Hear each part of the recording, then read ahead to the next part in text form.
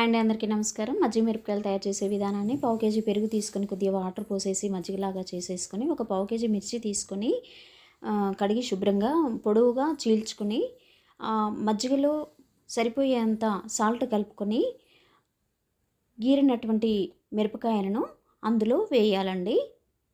ఇది ఒకరోజు లేదా 2 రోజులు అలాగే ఉంచాలి. ఈ మిరపకాయలను అలా ఉంచి తెల్లవారి ఎండలో పెట్టేసుకోవాలి. ఆ తర్వాత మళ్ళీ ఆ రోజు సాయంత్రానికి మజ్జిగలో ఎండిన మిరపకాయలను మళ్ళీ వేసుకోవాలండి. అందులో ఈ చల్ల మిరపకాయలు తయారు చేయడం చాలా ఈజీ ప్రాసెస్ అండి.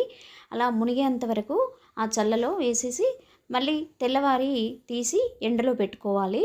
మళ్ళీ ఆ రోజు సాయంత్రం అదే మజ్జిగలో ఎండబెట్టినటువంటి మిరపకాయలను పెట్టేసుకోవాలి. ఇలా ఆ తర్వాత మళ్ళీ వరుసగా 3 రోజులు ఎండబెట్టుకోవాలి. మజ్జిగ మిరపకాయలు రెడీ.